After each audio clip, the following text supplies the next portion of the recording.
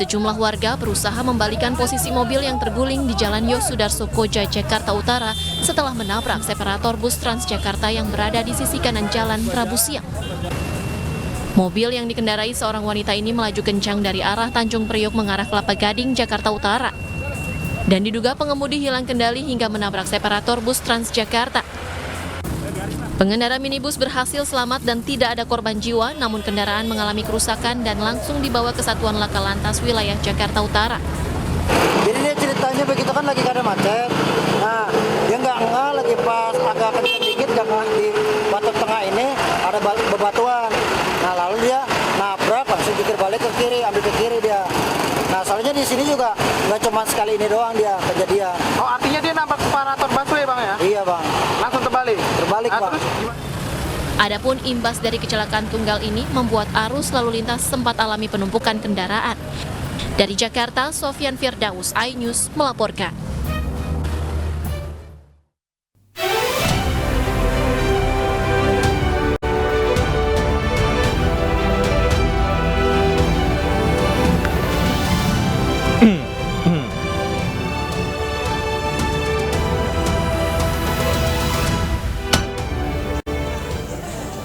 Tim SAR gabungan masih mencari korban longsor di Kampung Empang, Bogor Selatan yang tertimbun material tanah.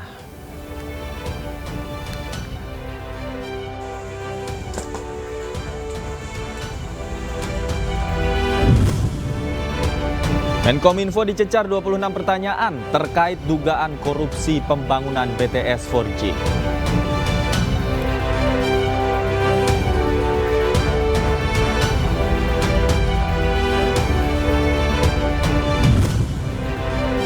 Selebgram ajudan pribadi ditangkap polisi atas kasus penipuan sebesar 1,3 miliar rupiah.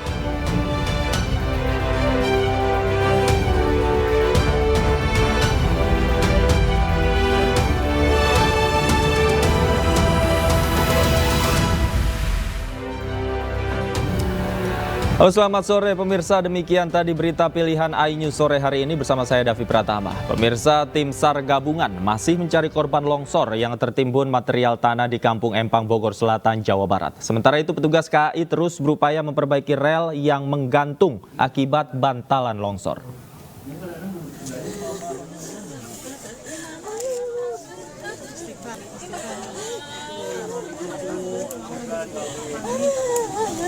Isak tangis keluarga korban longsor di Kampung Empang, Kecamatan Bogor Selatan mewarnai proses pencarian 4 orang yang belum ditemukan pasca longsor malam tadi. 6 rumah warga di RT 7 RW 4 rusak berat diterjang longsor akibat hujan deras yang mengguyur. 13 korban berhasil dievakuasi, 2 orang warga meninggal dunia sementara 4 orang belum ditemukan. Longsor tidak hanya merusak rumah warga, jalur kereta api relasi Bogor-Sukabumi sepanjang 15 meter menggantung akibat longsornya tanah bantalan rel setinggi 20 meter. Rel yang menggantung tepatnya antara stasiun Paledang dan Batu Tulis. Akibatnya perjalanan kereta api jurusan Sukabumi-Bogor dibatalkan. Calon pengguna yang terdampak pembatalan perjalanan KA Pangrango dapat beralih ke moda transportasi lain. Tim Liputan iNews melaporkan. Dan pemirsa, kita akan langsung menuju ke Kampung Sirna untuk melihat kondisi terkini di sana pasca longsor bersama rekan kami Giselia Nurrahma. Selamat sore, Gisel. Bagaimana kondisi di sana pasca longsor? Apakah evakuasi masih dilakukan?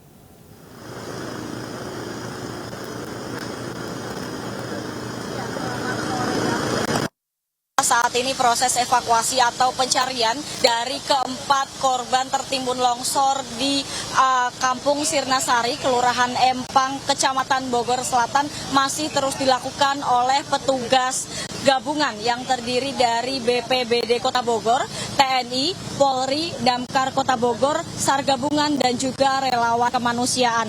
Adapun korban yang saat ini masih dalam proses pencarian yaitu 2 orang dewasa berusia 60 tahun dan 2 anak laki-laki yang berusia 5 tahun dan 8 bulan. Dan pemirsa, kami juga mendapatkan informasi dari tim evakuasi bahwa hingga saat ini tepatnya pukul 16:04 waktu Indonesia Barat, saat ini belum terdapat tanda tanda-tanda penemuan dari para korban tertimbun ini. Dan terlihat hingga saat ini memang tim masih berusaha untuk mengevakuasi, dan tadi terdapat sedikit kesulitan karena baru saja terjadi hujan deras yang mengguyur lokasi ini dan berpotensi terjadi longsor susulan apabila hujan ini terus berlanjut.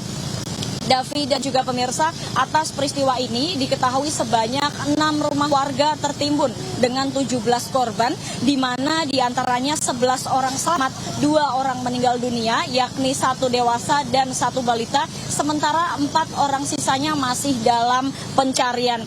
Diduga penyebab terjadinya longsor ini adalah curah hujan yang tinggi dan kondisi tanah yang tidak stabil, karena rumah-rumah yang tertimbun longsor ini berada di antara tebing rel kereta api Bogor Sukabumi dan aliran sungai Cisadane, sehingga juga tidak bisa dijangkau oleh kendaraan roda 4. Adapun dampak dari peristiwa ini, yaitu 6 rumah warga mengalami rusak berat, 1 tempat ibadah warga juga rusak berat, dan akses jalur kereta api Bogor Sukabumi menggantung sepanjang sekitar 15 hingga 20 meter.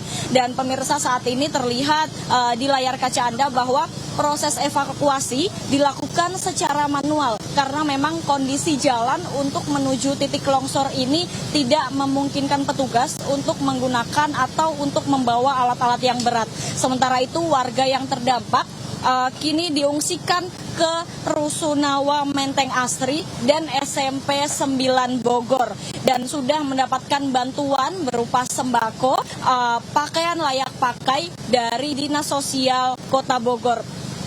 Dan pemirsa, tentunya kami, para warga dan tim evakuasi berharap agar korban tertimbun segera ditemukan dan bisa ditangani segera oleh tim medis. Kembali ke Anda, Davi. Baik, Gisel, hingga saat ini tadi Anda sebutkan bahwa proses evakuasi dilakukan secara manual. Berapa personil yang terlibat dan dari instansi mana saja yang terlibat dalam evakuasi sore hari ini?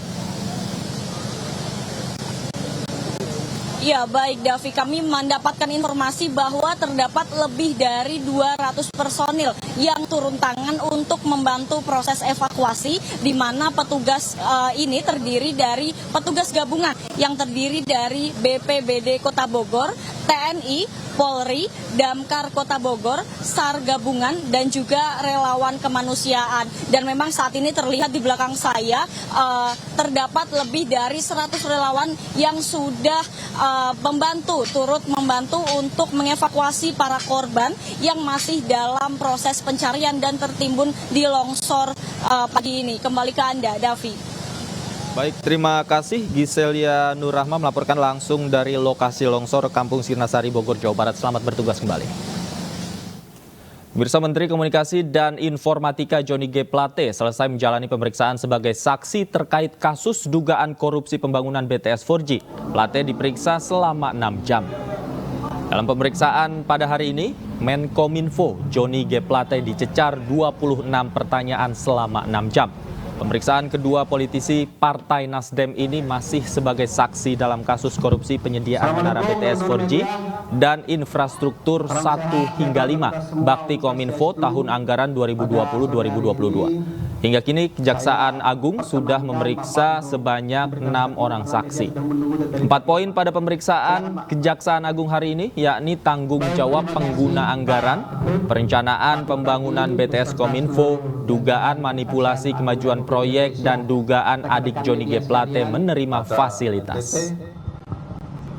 Papua, hari ini saya kembali mendatangi Kejaksaan Agung Republik Indonesia untuk memenuhi pemanggilan dalam rangka memberikan keterangan-keterangan terkait dengan proyek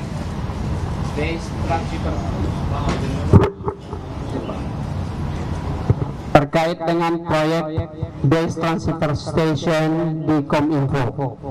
Saya sebagai warga negara dan sebagai Menteri Komunikasi dan Informatika mempunyai kewajiban untuk memenuhi pemanggilan Kejaksaan Agung Republik Indonesia demi penyelenggaraan hukum yang baik dan benar. telah memberikan keterangan-keterangan atas dan jawaban atas pertanyaan-pertanyaan yang disampaikan oleh aparat penegak hukum Kejaksaan Agung Republik Indonesia dari pagi hingga siang sore hari ini. Keterangan-keterangan yang diberikan adalah keterangan-keterangan yang saya tahu, ya, yang saya pahami, dan yang menurut saya benar sebagai saksi. Ya, itu telah saya lakukan dengan penuh tanggung jawab. Selanjutnya, yang terkait dengan substansi materi dan prosesnya menjadi kewenangan dan domain Kejaksaan Agung Republik Indonesia.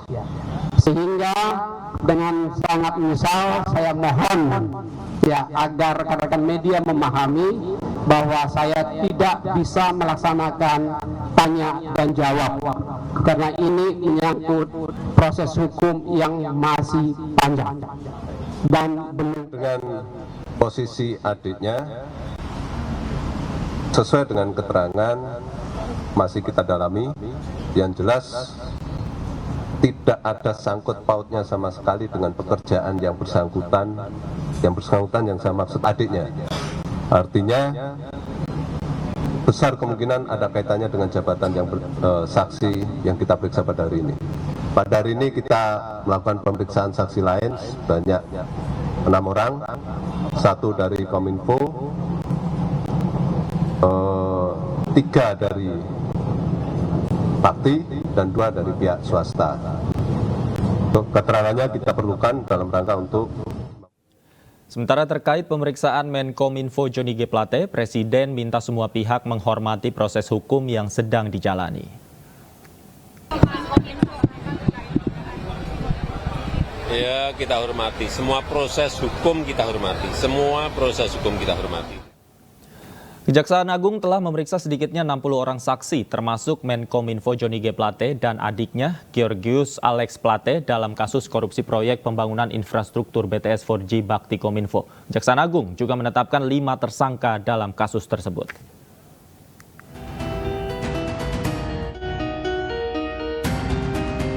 Kejaksaan Agung hari ini kembali memeriksa Menkominfo Johnny G. Plate dalam kasus korupsi BTS 4G Bakti Kominfo Kementerian Kominfo. Pemeriksaan hari ini adalah pemeriksaan kedua Menkominfo Johnny G. Plate sebagai saksi dalam kasus korupsi penyediaan menara BTS 4G dan infrastruktur 1, 2, 3, 4, dan 5 Bakti Kominfo Kementerian Kominfo tahun anggaran 2020 hingga 2022. Selain Menkominfo, Kejagung juga telah memeriksa adik kandung Menkominfo, Gregorius Alex Plate, sebagai saksi. Bahkan Gregorius Alex Plate telah mengembalikan uang yang merupakan fasilitasnya dalam proyek tower BTS Bakti Kominfo 1, 2, 3, 4, dan 5. Pihak Kejagung masih mendalami kaitan adik Menkominfo Johnny G. Plate dalam kasus ini. Kita juga ingin tahu fasilitas yang telah dinikmati oleh saudara GAP, adik yang bersangkutan, apakah itu terkait dengan jabatan yang bersangkutan atau tidak. Namun yang jelas sampai saat ini fasilitas yang dia terima telah dikembalikan sejumlah 534 juta rupiah. Itu sudah dikembalikan. Mungkin demikian. Hingga saat ini, Kejagung telah menetapkan 5 tersangka dalam kasus korupsi penyediaan infrastruktur BTS 4G dan infrastruktur pendukung Bakti Kominfo. Kelima tersangka tersebut yaitu Anang Ahmad Latif, Direktur Utama Bakti Kemenkominfo, Galumbang Menak Simanjuntak, Direktur Utama PT Mora Telematika Indonesia, Yohan Suryanto, Tenaga Ahli Human Development Universitas Indonesia tahun 2020, Mukti Ali, Account Director PT Huawei Tech Investment, dan Irwan Hermawan, Komisaris PT Solitech Media Sinergi. Kasus korupsi BTS Bakti Kominfo bermula dalam rangka memberikan pelayanan digital di daerah terdepan, terluar, dan tertinggal dengan membangun 7.904 base transceiver station atau BTS. Nilai proyek pengadaan BTS tersebut mencapai 10 triliun rupiah. Sementara kerugian negara akibat dugaan korupsi diperkirakan mencapai 1 triliun rupiah. Dengan pengusutan yang masih terus berjalan, bukan tidak mungkin Kejagung akan menetapkan tersangka baru dalam waktu dekat.